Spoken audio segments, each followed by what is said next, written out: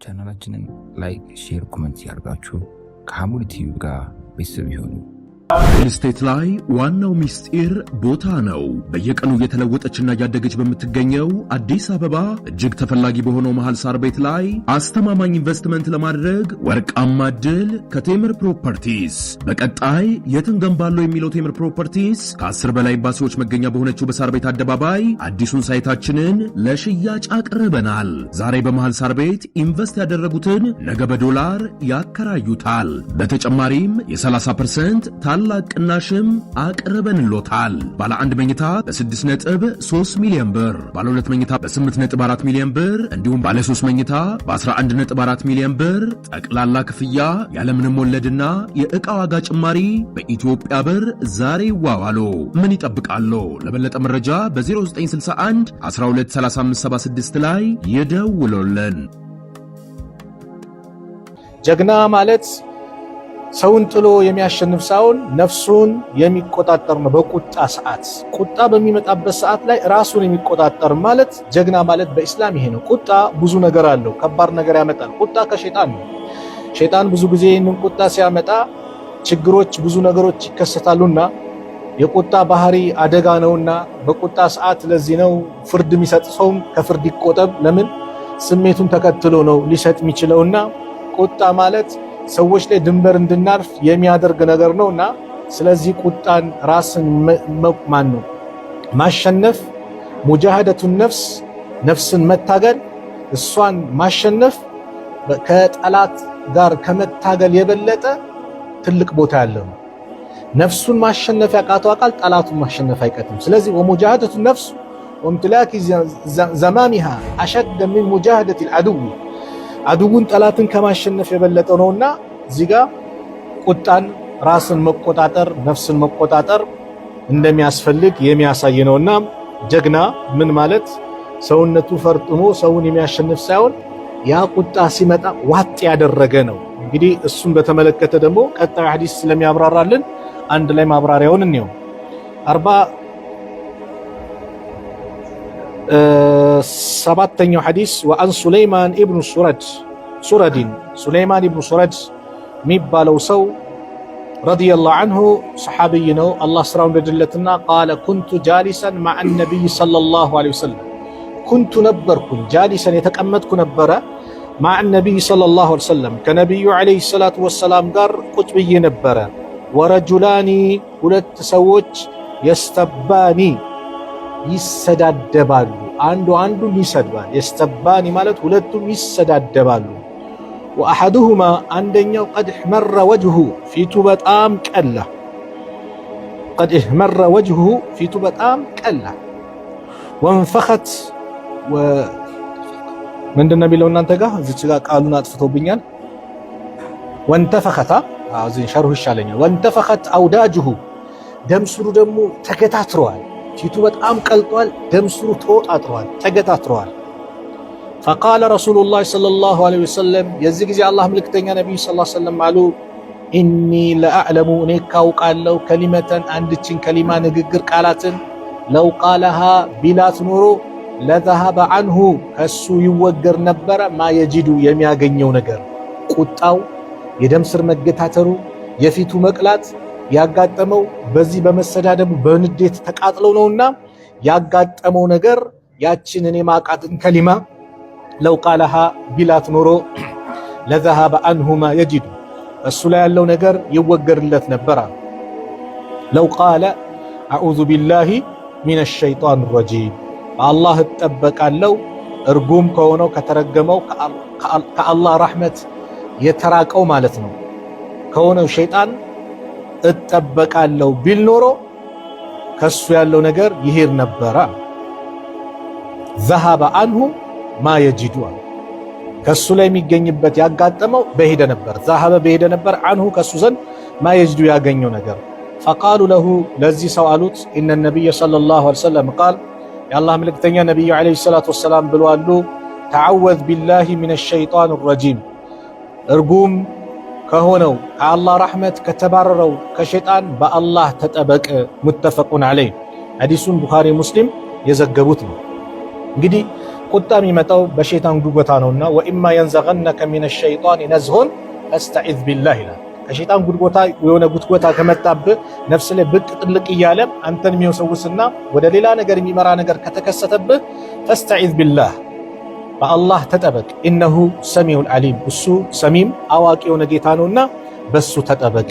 ስለዚህ እነዚህ ቃላቶች እንግዲህ ሁሉም ያመላክቱት ሼኽዩ ያመጡት ከሶብር ጋር የሚያያዙ ነገር ስለሆኑ ነው። በዚህ ሰዓት ቁጣ በሚመጣበት ሰዓት ቁጣ በመጣበት ሰዓት ላይ አንድ ሰው ሸይጣን የተፈጠረው ከምንድን ነው?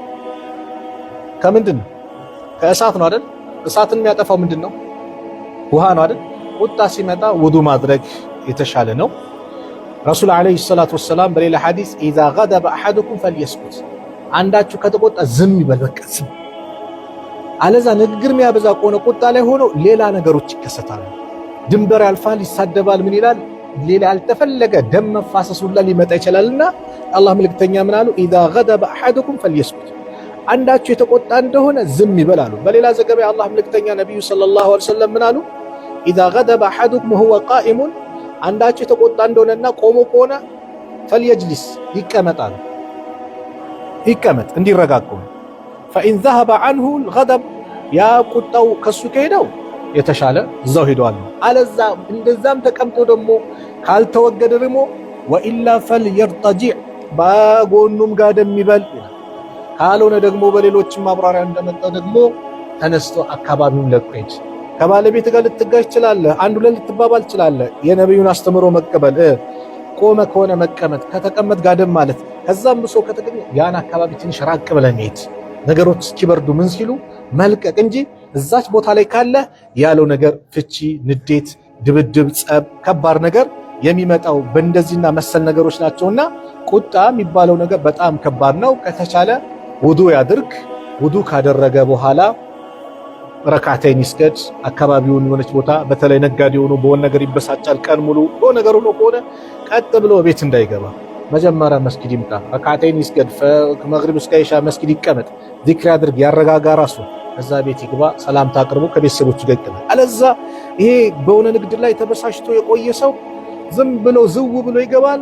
ቤተሰቦቹን ምንም ማቁት እናት፣ ሚስት፣ ልጆቹን አዛ ያደርጋል። ስለዚህ ቁጣ ከባድ ነውና እንደ ኢስላም በቁጣ ሰዓት አለመናገር፣ በቁጣ ሰዓት ፍርድ አለመስጠት፣ በተቆጣ ሰዓት ደግሞ ድንበር ላለማለፍ መሞከር። ድንበር ማለፍ ሐራም ስለሆነ ራስን በዚህ መልኩ መቆጣጠር ያስፈልጋል ማለት ነው። ወአን ሙዓዝ ብኑ አነስ ረዲየላሁ ዐንሁ ባስተላለፉት ሐዲስ 48ኛ ሐዲስ አን ነብይ ሰለላሁ ዐለይሂ ወሰለም ቃል መን ከዘመ ገይዘን፣ መን ከዘመ የዋጠ፣ ገይዘን ማለት ደግሞ ቁጭትን የዋጠ ወለም ያበሳጭ የሆነ ነገር ዋጥ ያደረገ፣ ወልካዚሚን አልገይዘ ወልዓፊና አኒናስ አይደለ። መን ከዘመ አልገይዘ ቁጭትን የዋጠ፣ ወሁወ እሱ ይሄ የተቆጨው ሰው የዋጠው ሰው ቃዲሩን ቻይ ሆኖ አላ አን ዩንፊዘሁ ያንን ነገር መመለስ የሚችል ማለት ማድረግ እየቻለ ማለት ነው። ለምሳሌ ሆኖ ሳበሳጨው ለዛ ነገር መልስ መስጠት የሚችል አቅም ያለው ሆኖ ሊደበድበውላ ይችላል፣ ሊያስረውላ ይችላል። የፈለገው ማድረግ የሚችልበት አቅም አላህ ሰጥቶት በግን ያይቅርብን ብሎ ዋጥ ያደረገ ሰው አለ ዳአሁ አላሁ ሱብሓነሁ ወተዓላ፣ አላህ ሱብሓነሁ ወተዓላ ይጠራዋል። አላ ሩኡሲል ኸላኢቂ ከፍጥረታቶች የበላይ አድርጎ መሃል ላይ ይጠራዋል። የውመል ቂያማ የቂያማ ቀን ከፍጥረታቶች ቁንጮ አድርጎ ይጠራዋል። ያን ሰው በተፈጣጠሩ ሰዎች በተሰበሰቡበት የቂያማ ቀን ከዛ ውስጥ መርጦ እንዲወጣ አላህ ያደርገውና ሐታ ዩኸይረሁ ለሱ እስከሚያስመርጠው ድረስ ሚን ሑሪል ዐይኒ ከሑረል ዐይኖች እስከሚያስመርጠው ማሻአ የፈለገውን እስከሚያስመርጠው ድረስ አላህ ያደርገዋል። በምን የተነሳ ነው ከተባለ መቆጣት እየቻለ የዛ ሰዓት ዋጥ ያደረገ ከሰለፎች መካከል ይባላል። ከሰለፎች መካከል አንደኝ አገልጋይ ነበረች፣ ጃሪያ ነበረች። እቺ ጃሪያ አለቃዋ ላይ ትኩስ ውሃ ለቀቀችበት እቃው እና የሆነ ነገር አሁን ትኩስ ነገርኛ ቤት ላይ ሳያስቡ ሻይ ሲቀዱ ሲያፈሱብን ሲለበልበን እንጂ ምን ትደናበሪያለሽ ምናምን አይደል የምንሳደበው ወይ እጃችንን እንሰነዝራለን ምናምን ስታደርግባቸው ምን ሆነ? ትኩስ ነው፣ ያቃጥላል፣ ከባድ ነው። ከዛ አንተ አለቃዬ ወይ አላህ እኮ ቁርአን ላይ ወልካዚሚን አልገይዘ ይላል። እነዛ እኮ የአላህ እኮ ባሪያዎች ማለት ቁጭታቸውን የሚውጡ ናቸው ሲሉ ውጭ አሉ አሉ። ወልዓፊነ አኒናስ ከሰውም እኮ ይቅር የሚሉ ናቸው ሲል አውፉ ብዬሻለሁ አላት። ወላሁ ዩሒቡል ሙሕሲኒን አላህ በጎ የሚሰሩትን ደግሞ ይወዳል ስትላቸው ለአላህ ብዬ ደግሞ ነፃ አውጥቼሻለሁ አላት። ሱብሓነላህ በድላ ምን ብላ ግን ቁርአኑን ሲያነቡላቸው ከቁርአን ጋር ያላቸው ግንኙነት ያማረ ነበርና ቁርአን የነሱ መረጋጊያ የደስታቸው ምንጭ ነውና ቀደምቶቹ ይኖሩ ስለነበረ እቺ የሱ አገልጋይ የነበረችው ጃሪያው ይሄ ሁሉ ነገር አድርሳበት በዛ ሰዓት ምን አደረገ? ይሄንን የቁርአን አንቀጽ ስትቀራለት ሶብር አደረገ። ስለዚህ አንድ ሰው እንደዛ አይነት ቁጣ ምን ሲመጣበት በተቻለ መጠን ዋጥ ማድረግ ነው። ዛሬ ቁጣው መቆጣጠር አቅቶን ነው። እጅ ይሰነዝራል፣ ጥርስ ያወልቃል፣ ምን ይሆናል? ወደ እስር ቤት ይገባል። ከባድ ነገር። ከተቻለ ምን ማድረግ ነው? ቁጣን መዋጥ እጅጉን እንደሚያስፈልግ የሚያሳየን ነው ማለት ነው። ወአን አቢ ሁረይራ ረዲየላሁ ዐንሁ አነ ረጁላን ቃለ ሊነቢይ ሰለላሁ ዐለይሂ ወሰለም አባ ሁረይራ ረዲየላሁ ዐንሁ ሲያስተላልፉ አነ ረጁላን አንድ ሰው ቃለ አለ ሊነቢይ ሰለላሁ ዐለይሂ ወሰለም ለአላህ መልእክተኛ ለነቢዩ ዐለይሂ ሰላቱ ወሰላም አውሲን እስቲ ይምከሩኝ አላቸው። ነቢዩን ዐለይሂ ሰላቱ ወሰላም እኔን ይምከሩኝ። ቃለ ላ ተግደብ አትቆጣ አሉት። ፈረደደ ሚራረን ፈረደደ ደጋገመ፣ ሚራረን ብዙ ጊዜ ማለት ነው። አውሲኝ ምከሩኝ፣ ላ ተግደብ ምከሩኝ፣ ላ ተግደብ ምከሩኝ ባላቸው ቁጥር እሳቸው ሚሉታል። እሱ ምከሩኝ ሲላቸው ላ ተግደብ አትቆጣ። የሰውየው ባህሪ ቁጣ ስላለበት ነብዩ ሰለላሁ ዐለይሂ ወሰለም ሰውን ሲመክሩ እንደ ሰውየው ባህሪው ነው ያለበትን ነገር ነበር የሚነግሩት። አንድ ሰው የሆነ ነገር ምከረኝ ሲል ያለበት ይሄን ነገር አታድርግ ይሄን ነገር ነብዩ ያለበትን ባህሪ ሰዎች ምከሩኝ ሲሏቸው እንደ ባህሪው እሱ ላይ ከባድ ነገር ነው ብሎ የሚያስቡትን ነገር ምን ያደርጋሉ? ይመክሩ ነበረ። ስለዚህ ነሲሃ መስጠት፣ ምክር መስጠት በጣም ያስፈልጋል። በል ሐቁ ሊልሙስሊሚ ዐላ አኺሂ በሙስሊም ወንድሙ ላይ አንዱ ሐቅ ነው። ሐቁል ሙስሊም ዐለል ሙስሊም ውስጥ አንዱ ምንድነው? ምከረኝ ካለ ምክር መስጠት ነው። ምክር ስትሰጠው ያው በሰው ፊት እንዳይሆን፣ ሰው በሰው ፊት አይመከርም። ኢማሙ ሻፊ ረሕመቱላሂ ዐለይሂ እንደሚናገሩት በሰው ፊት የምትመክረኝ ከሆነ መከርከኝ አልልህም አዋረድከኝ ነው ማለት። ሰው በሰው ፊት አይመከርም። እነዛ ሰዎች የዛን ሰው መልካምነት ትልቅነት ነው የሚያውቁት። አንተ በሰው ፊት ልታዋርደው ከፍ ዝቅ ልትለው አይገባም። ቀስ አድርገህ መምከር ነው። ሰዎች እኮ ሲያጠፉ ረሱል ዐለይሂ ሰላቱ ወሰላም ምክር እንኳን ሲለግሱ እዚህ ጋር ከሆኑ ሰዎች ወደዚህ እንዲየዞሩ ፈማባሉና ሰዎች ምን ነክቷቸው ነው እንጂ እነከሌ አንተ አይሉ ጠቅለል አድርገው ሌሎችም እንዲማሩበት እነዛ ሰዎች እዛው ስላሉ ስም ሳይጠቅሱ የአላህ መልእክተኛ በዚህ መልኩ ይሏቸው ነበር።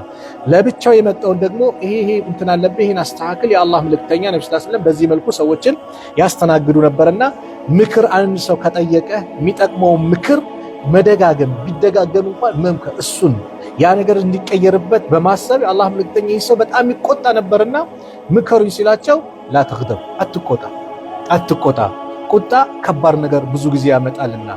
ስለዚህም ምክር በዚህ ላይ ቁጣ የተወገዘ እንደሆነ ያመላክታል።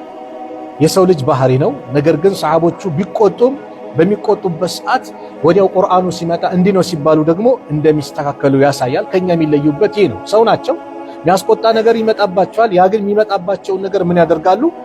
በነብዩ ሰለላሁ ዐለይሂ ወሰለም ምክር በአላህ ቁርአን እንዲህ ተብሏል ሲባሉ የያዛቸው ነገር ወዲያው ይለቃቸዋል፣ ኖርማል ይሆናሉ። እኛ ግን ያዙን ልቀቁኝ፣ በቃ የሆነ ነገር ካላደረግኩኝ የተለያየ ነገር ከባድ ነገር ውስጥ እንገባለንና ቁጣ የሚያመጣቸው ነገር በጣም ከባድ ነው። በቁጣ ሰዓት ዳኝነት ጭምር የተከለከለበት ነው ያለው በኢስላም። ለምን? ተቆጥቶ የሚመራው ነገር ከባድ ስለሚሆን በዚህ ሰዓት ቁጣን አላህ ሱብሓነሁ ወተዓላ በቁጣ ሰዓት የሚነገሩ ነገሮችን እንድንታቀብ ነው እንግዲህ የተለያዩ አንቀጾች የነብዩ ሰለላሁ ዐለይሂ ወሰለም አስተምሮች የሚያመላክቱት። وعن أبي هريرة رضي الله عنه أبا هريرة رضي الله عنه قال رسول الله صلى الله عليه وسلم يا الله ملكتنيا نبي صلى الله عليه وسلم قالوا ما يزال بلاء بالمؤمن والمؤمنة ما يزال አይወገድም البلاء بلاء አይወገድም መከራ بالمؤمن በወንድ አማኝ والمؤمنة እንደዚሁም በሴት አማኝ ላይ አይወገድም في نفسه በራሱ ላይ وولده በልጆቹ ላይ وماله በገንዘቡ ላይ በላ አይወገድም ይመጣል حتى يلقى الله ተዓላ ወማዕለይ ኸጢአት እሱ ያለበት ወንጀል ተራክፎ ንጹህ ሆኖ አላህ ዘንድ እስኪገናኝ ድረስ በላው አይወገድም። በላ ሙእሚን ላይ ይመጣል፣ አንቢያዎች ላይ ነቢያቶች ላይ በላ ተፈራርቋል። ለምን መጣብኝ አይደለም። ያንን በላ ከዚህ ቀደም እንደቀራ ነው በሶብር መወጣት ትግስት አድርጎ ለማሳለፍ መሞከር ነው። ኢዛ አሐበ ቀውመን ኢብተላሁም አይደል? አንድ ህዝብን አላህ ሲወዳቸው ይሞክራቸዋል። ስለዚህ በላ አይቀርም። ከቤት የሆነ ሰው ሊሞት ይችላል፣ ንብረት ሊከስር ይችላል፣ በሽታ ሊመጣብህ ይችላል፣ ልጅህ የሆነ ነገር ሊሆንብህ ይችላል። የመሳሰሉት ነገር ይከሰታል። ይሄ በአማኝ ላይ አላህን እስኪገናኝ ድረስ ይሄ ነገር ከመምጣት አይወገድም አሉ ነብዩ ሰለላሁ ዐለይሂ ወሰለም። በላው የኸይር ሊሆን ይችላል፣ የሸርም ሊሆን ይችላል፣ አይወገድም። ነገር ግን ያ ነገር ሲመጣና ሶብር አድርጎ የሚያሳልፍ ከሆነ ሐታ የልቀ አላሁ ተዓላ ወማ ዐለይሂ ኸጢአተን በሱ ውስጥ ያለበት ኸጢአ ኃጢአት ወንጀሉ ንጹህ ነው፣ ምንም እንደሌለበት ሆኖ አላህን እስኪገናኝ ድረስ ማለት ነው። በላ እሱ ላይ አይወገድም፣ ይመጣል። ነብዩ ረሱል ዐለይሂ ሰላቱ ወሰላም አልተፈራረቀባቸውም እንዴ? ገና ነብይነትን እኮ ይዘው ሲመጡ ህዝቦቻቸው የመጀመሪያ ጠላት ሆኖ መጡባቸው። አጎታቸው እኮ ነው አቡ ለሃብ አጎታቸው ረሱል ሲወለዱ በጣም ተደስቶ የወንድሜ ምትክ መጣ ብሎ ባሪያውን ሶይበቱል አስለሚያ ነፃ ያወጣ አቡ ለሃብ ማለት ነው። በጣም ተደስቶ እኮ ነው በጣም ይሄን ያደረገ። ነገር ግን ነብይ ሆኖ የአላህን መልእክተኛ ሆኖ የአላህን መልእክት ለዓለም ለማድረስ በተላኩበት ሰዓት ግን ቀንደኛ የመጀመሪያ ጠላታቸው ከቤተሰብ የመጀመሪያው ቁጥር አንድ አቡ ለሃብ ነው። አላህ ቁርአን ያወረደበት ተበት የደ አቢ ለሃቢን ወተብ። አቡ ለሃብ አዛረጋቸው፣ ሚስቱ አደረገቻቸው። የአቡ ለሃብ ልጅ ጭምር የነብዩ ልጆች አግብተው ነበር፣ ፈቱ፣ አዛ አደረጉ። አረ ነብዩ ላይ የደረሱ ግን በቃ ሶብር። ሰሃቦቻቸውን አንገላቱባቸው። ነብዩ ሲሰግዱ የእንግዲህ ልጅ እያደረጉባቸው የእንስሳ የወለደችውን ቆሻሻው ነገር ረሱል ላይ እያደረጉ ፋጢማ እያራገፈች እያጠበቻቸው እያለቀሰች ሶብር አደረጉ። ልጆቻቸውን አጡ። ወንዶች ሁሉም በልጅነታቸው የሞቱባቸው። በሐያት እያሉ የአላህ መልእክተኛ በጣም የወዷት ሚስታቸውን ኸዲጃን ቀብረዋል። 6 ልጆቻቸውን ቀብረዋል ከፋጢማ ሲቀር። ፋጢማም ነብዩ ከሞቱ ከ6 ወራት በኋላ ነበር የሞተችው። ያ ሁሉ ነገር አጥቷል። የኡሁድ ጦርነት ላይ ግንባራቸው ላይ ጦር ተሰክቷል፣ ተፈንክቷል። ብዙ መከራ ረሱል ላይ ተፈራርቋል። ግን ምን አደረጉ? ሶብር አደረጉ። ሶብር ሰሃቦች ብዙ ነገር ተንገላተዋል፣ ብዙ ነገር ሆነዋል። ስለዚህ ፈተናዎች በላዎች ከመምጣት አይወገድም፣ ይመጣል። በኑሮ ልንፈተን እንችላለን፣ በቤተሰብ ጉዳይ ልንፈተን እንችላለን፣ በጎረቤት ጉዳይ ልንፈተን እንችላለን። ብቻ ባለንበት የዱንያ ሐያት ላይ ዱንያ እስከሆነ ድረስ የፈተና ሀገር ናትና ሊፈራረቅብን ይችላል። በዛ ሰዓት ላይ ሶብር ማድረግ በሚደርስብን በቤተሰብም በነፍሳችንም በንብረታችን ላይ የሚደርሰው በላ መከራ በአጠቃላይ ሶብር አድርገን ስንጠብቅ አላህን ከሱ ሌላን ችሮታን ስንፈልግ አላህን የምንገናኘው ምንም ወንጀል የሌለብን ሆነን ንጹህ ሆነን ነው። ሐታ የልቀ አላሁ ተዓላ ወማ ዐለይሂ ኸጢአቱ እሱ ላይ ምንም ወንጀል ሳይኖርበት አላህ ዘንድ ይገናኛል። ረዋሁ ትርሚዚ ሐዲሱን ኢማም ትርሚዚ የዘገቡት ሐዲስ ነው። وعن ابن عباس رضي الله عنهما قطعوا حديث ደግሞ 51ኛው حديث وعن ابن عباس رضي الله عنهما قال قدم أنينة ابن حصن فنزل على ابن أخيه الحر بن قيس عبد الله بن عباس باستلفت حديث ደግሞ قدم أنينة የሚባል ሰው መጣ ابن حصن أنينة ابن حصن የሚባል ሰው መጣ ፈነዘለ አረፈ እንግድነት ሆኖ ተቀመጠ ማለት ነው። አላ ኢብኒ አኺሂ የወንድሙ ልጅ የሆነው አልሑር ኢብኑ ቀይስ የሚባል ሰው ዘንድ ሰው ጋር ተቀመጠ። ወካነ አልሑር ኢብኑ ቀይስ ሚነ ነፈር الذين يدينهم ዑመር ሚነ ነፈር ከሰዎችም መካከል ነበረ። ይሄ ኡነይስ ማን ሑር ኢብኑ ኡነይስ ምን ሑር ኢብኑ ቀይስ የሚባለው ወካነ النفر الذي ዩድኒህም ዑመር ከሚያስጠጋቸው ሰዎች ነበር። ዩድኒህም ማለት የሚያስጠጋቸው። ወካነ ሚነ ነፈር الذي ዩድኒህም ዑመር ከሚያስጠጋቸው ሰዎች መካከል ነበረ። ወካነ ቁራእም ነበረ፣ ቁርአንን ከቀሩ ከሐፈዙት ነበረ። አስሓበ መጅሊስ ዑመር እንደዚሁም ደግሞ ከዑመር ዘንድ ከሚቀማመጡ ጓዶችም ሰሃቦችም ዘንድ ነበረ። ረዲየላሁ ዐንሁ ወሙሻወረቲሂ ዑመር ከሚያማክራቸውም ሰዎች አንዱ ነበረ። ክሁለን ካኑ አው ሹባነን፣ ክሁለን ማለት ጎልማሳ እድሜው 30 ከዛ በላይ የሄደ ክሁለን ይባላል። ካኑ አው ሹባነን እንደዚሁም ወጣትም ከሆኑት ሰዎች ከሚቀማመጡ ሰዎች አንዱ ነበረ። ማን ቀይስ ማን አልሑር ብኑ ቀይስ የሚባለው። ስለዚህ አሁን ምንድነው ዑመር ጋር የተጠጋ ዑመር ከሚያስጠጋቸው ዑመር ከሚያማክሯቸው ዑመር የሚያማክሯቸው ሹራ ከሚያደርጓቸው ሰዎች ቁራዎች፣ ዑለማዎች፣ ዓቢዶች ዕውቀት ያላቸው ሰዎች ዑመር መሹራ ያደርጓቸው ነበር። ይሄ ሑር ብኑ ቀይስ አንዱ ምንድነው ዑመር ከሚያማክሩት ሰው ነው። ለዑመር ምን ያደረገ ነው የቀረበ ነው አይደለ? አሁን ይሄን ከተረዳችሁ ያ ሑር ብኑ ቀይስ ጋር የመጣው ሰውዬ ዑነይና ኢብኑ ሒስን የሚባለው ሰው ምን አለ? ፈቃለ ዑነይና ሊብኒ አኺሂ ዑነይና ለወንድሙ ልጅ አለ ለሑር ብኑ ቀይስ ማለት ነው። የብነ አኺ አንተ የወንድሜ ልጅ ወይ ለከ ወጅሁን እንደ ሃዘል አሚር ለከ ላንተ ከወጅሁን ያኒ ቦታ አለ እንደ ሃዘል አሚር ይሄ አሚር ዘንድ ማለት የሙእሚኖች መሪ ዘንድ ማለት ነው። ይሄ አሚር ዘንድ ምን አለ ላንተ ቦታ አለ። ወጅሁን ማለት ክብር ማለት ነው። ቦታ ለከ ወጅሁን ወመንዚለቱን ደረጃ አለ አንተ እሱ ዘንድ ደረጃ አለ። ዑመር ከሚያስጠጋቸው ከሚወዷቸው ሰዎች አንዱ ነህ።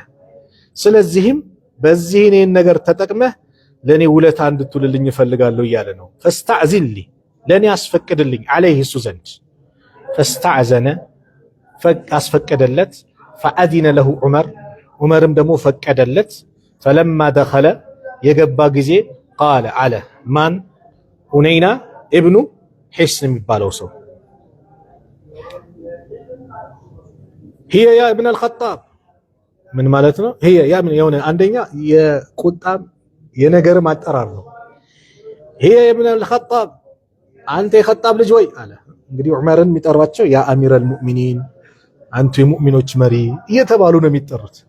ይህ ሰው በቃ ተንኮል ነገር ይዞ መጥቷልና هي يا ابن الخطاب አንተ የኸጣብ ልጅ ወይ فوالله ما تعطينا الجزل አንተ እኮ ለኛ ብዙ ስጦታን አሰጠንም። ما تعطينا አሰጠንም الجزل ማለት ብዙ ስጦታዎችን አሰጠንም።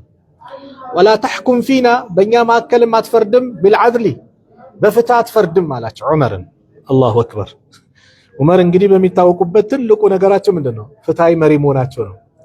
فغضب عمر رضي الله عنه ዑመር رضي الله عنه ተቆጡ። حتى هم أن يوقع به حتى هم እስከሚያስቡ ድረስ أن يوقع به እሱ ላይ ሊወድቁበት ማለት ሊይዙት ሊመቱት ማለት ነው። እስከሚያስቡ ድረስ ዑመር ተቆጡ። فقال له الحر የሑር የተባለው ሑር ብኑ ቀይስ ዑመር ከሚያስጠጉት ሐፊዝ ነው የተባለው ቁራእ ነው ከተባለው ዓሊሞች መካከል ያለው ያ አሚረል ሙእሚኒን አንቱ የሙእሚኖች መሪ ወይ ኢነላህ ተዓላ ከፍ ያለው ጌታ እኮ አላህ ቃለ ሊነቢይህ ሰለላሁ ዐለይሂ ወሰለም ለነቢዩ ሰለላሁ ዐለይሂ ወሰለም ብለዋል እኮ ኹዚል አፍወ ወአእሙር ቢልዑርፊ ወአዕሪድ አኒል ጃሂሊን ኹዚል አፍወ ይቅርታን ያዝ ወአእሙር ቢልዑርፊ በመልካም እዘዝ ወአዕሪድ አኒል ጃሂሊን ካላዋቂያን ከጃሂሎች ደግሞ ዞር በል እኮ ብሎ አላህ ለነቢዩ እኮ ይህንም ብሏቸዋል። ወኢነ ሃዛ ይህ ሰው ደግሞ ማን ዑነይና ኢብኑ ሒስን የሚባለው ሰው ደግሞ ሚነል ጃሂሊን ከጃሂሎች ነው። ስለዚህ እባክህ ከሱ ዞር በል ወላሂ ይላል። ማነው አሁን የሚለው? አብዱላህ ኢብኑ አባስ አይደል ታሪኩን እየነገረን ያለው። ወላሂ በአላህ ይሁንብኝ ማጃወዘሃ አልተላለፋትም ዑመር ከዛች ንቅንቅ አላለም። በቃ ልክ የቁርአን አንቀጽ ሲቀራ ከቆሙበት ንቅንቅ አል ማጃዋዝ አያሷን አልፈው አልሄዱም ማለት ነው። ዑመር ረዲየላሁ ዐንሁ ሂነ ተላሃ እሱ ያነበባት ጊዜችን የቁርአን አንቀጽ ወካነ ነበረ ዑመር ወቃፈን ዐንደ ኪታቢላሂ ተዓላ የአላህ ኪታብ በሚነበብበት ሰዓት ከሚቆሙና ቀጥ ከሚሉ የአላህን ኪታብ ትእዛዝ ከሚያከብሩና በትእዛዙ ከሚኖሩት ሰዎች ነበሩ ዑመር። ልክ የቁርአን አንቀጽ ሲነበብ ዑመር ረዲየላሁ ዐንሁ ምን አሉ? ቀጥ አሉ። እንግዲህ ዑመር በጣም የሚታወቁ ፍትሃዊነታቸው ማለት ልጃቸውን እኮ የሱ ከብቶች ምኖች ሲወፍሩ ምን ሲሉ አንተ የኔ ልጅ ስለሆንክ ነው የተለየ ነገር የተሰጠ ብሎ ዑመር የከለከሉ ናቸው። 30 ቦታ እኮ የተሰፋ ልብስ የሚለብሱ ናቸው ዑመር እኮ ማለት። ዑመር ማለት ሌሊት ላይ ማንም አያውቃቸውም። እንደው የሀገራችሁ መሪ እንዴት ታውቁታላችሁ? እንዴት በምን ሁኔታ ስለ ሀገራችሁ መሪ ያላችሁ አመለካከት ምን ይመስላል ብሎ የጠየቁ ናቸው። አንዷ ሴት ዑመር አላህ ይለታል ለዑመር እኮ ነው የምትል አላህ ይለት ይሁን ያለንበት ሁኔታ ዑመር አልቅሰው እኮ ነው ሄደው ተመጡና ዱቄት ነገር ይዘውላት መጥተው እንግዲህ እዛ መተሽ ዑመርን እዛው ክሰሽው እዛው ራሳቸው ቢሮ ላይ እኮ ነው ስትመጣ እኮ የምታገኘው ማንን ነው? ዑመርን ነው። ይሄን ያህል እኮ ነው ዑመር። እንደ ጉድጓድ እኮ ኖሮ እንስሳ እንኳን እግሯ ቢሰበር ጉድጓድ ውስጥ ገብታ በዚህ አላህ ይጠይቀኛል ብሎ የሚያስቡ ናቸው ዑመር ማለት። ፍታይነታቸው ሌሊት ጭምር ምን ማይሉ የማይተኙ ምን ጎዶሎ አለ ምን ችግር አለ ብለው ሄደው ማህበረሰቡን የሚያዩ የማህበረሰቡን ችግር እታች ወርደው የሚመለከቱ ማን ተቸግሯል ማን ተርቧል ምስሉ። በአንድ ወቅት አንዷ ሴት ምን አለች? ዑመር እንግዲህ ለጂሃድ የሚመድቧቸው ሪባጥ የሚባል አለ ኬላ ድንበር የሚጠብቁ ሰሃቦች ነበሩ።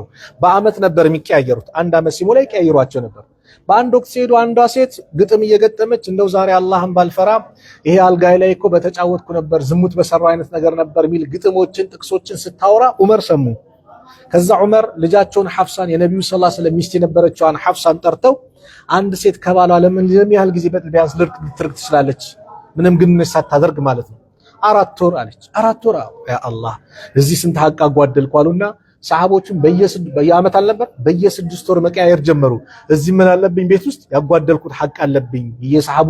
የሰሃቦቹ የኔ ጀግኖች እንደው የአላህ ባሪያዎች ዘንድ ያጓደልኩት ነገር አለ ብለው ዑመር ይሄን ያደረጉ ናቸው። በፍትህ የሚታወቁ ናቸው። አንድ መሪ ሊያስብለው እኮ አዛኝ መሆን አለበት፣ ፍትሃዊ መሆን አለበት፣ ጀግና መሆን አለበት። ዑመር ሶስቱም ያዙ ናቸው። ጀግና ናቸው፣ ፍትሃዊ ናቸው፣ እንደዚሁም ደግሞ አዛኝ ሩህ ናቸው። እነሱሳቸው ሳይበሉ ቤታቸው ባዶ ሆኖ ሌላውን የሚመግቡ ዑመር በዚህ ነው የሚታወቁት። ቁርአን ከተቀራባቸው ደግሞ እንደዚህ አላህ ብሏል ካሉ ንቅንቅ ያሉ ከመተግበር ወደኋላ የሚሉ ናቸው። ሰሚዕና ወአጣዕና የሚሉ ናቸው። ስለዚህ የቁርአን አንቀጹ ሲነበብ ሶብር አደረጉ። ስለዚህም ይህ ሐዲስ እንግዲህ የሚያሳየን ምንድነው? መሪ የሆነ አካል፣ ዳኛ የሆነ አካል፣ አሚር የሆነ አካል ዓሊሞችን ዕውቀት ያላቸው ሰዎችን ዙሪያው ላይ ማሰለፍ እንዳለበት፣ ማማከር እንዳለበት፣ የተሻለ ሐሳብ ሊያገኝ ስለሚችል ማማከር እንዳለበት ዑመር ይህንን ሰርቶ እንዳሳዩን እዚህ ላይ ተመልክተናል። የዑመርን ሶብርና የአላህን ህግጋት እንዴት እንደማይተላለፉ ቁርአን በተቀራ ቁጥር ቀጥ እንደሚሉ ተመልክተናል። እንደዚሁም ደግሞ ጃሂል የሆነ ሰው ዑዝር እንደሚሰጠው ያመላክታል። ምንም ማክሰው ዑዝር ሊሰጠው ይገባል። ዑዝር ቢልጃህል የለም ለሚሉ ሰዎች ይሄና መሰል መልሶች አሉ። ጃሂል የሆነ ሰው ምንም ማክሰው ዑዝር ይሰጠዋል። ዑመር ዑዝር ሰጠውታል። ጃሂል የሆነ ሰው ወዓሪድ አኒል ጃሂል ነውና ዑዝር ሊሰጠው ይገባል። ሶብርን ደግሞ እንዴት እንደተወጡት እዚች ቦታ ላይ ያመላክታል ማለት ነው። ሪል ስቴት ላይ ዋናው ሚስጥር ቦታ ነው። በየቀኑ እየተለወጠችና እያደገች በምትገኘው አዲስ አበባ እጅግ ተፈላጊ በሆነው መሃል ሳር ቤት ላይ አስተማማኝ ኢንቨስትመንት ለማድረግ ወርቃማ ዕድል ከቴምር ፕሮፐርቲስ። በቀጣይ የት እንገንባለው የሚለው ቴምር ፕሮፐርቲስ ከ10 በላይ ኤምባሲዎች መገኛ በሆነችው በሳር ቤት አደባባይ አዲሱን ሳይታችንን ለሽያጭ አቅርበናል። ዛሬ በመሃል ሳር ቤት ኢንቨስት ያደረጉትን ነገ በዶላር ያከራዩታል። በተጨማሪም የ30% ታላ ቅናሽም አቅርበንሎታል። ባለ 1 መኝታ በ6.3 ሚሊዮን ብር፣ ባለ 2 መኝታ በ8.4 ሚሊዮን ብር እንዲሁም ባለ 3 መኝታ በ11.4 ሚሊዮን ብር ጠቅላላ ክፍያ ያለምንም ወለድና የዕቃ ዋጋ ጭማሪ በኢትዮጵያ ብር ዛሬ ይዋዋሉ። ምን ይጠብቃሉ? ለበለጠ መረጃ በ0961 123576 ላይ ይደውሉልን።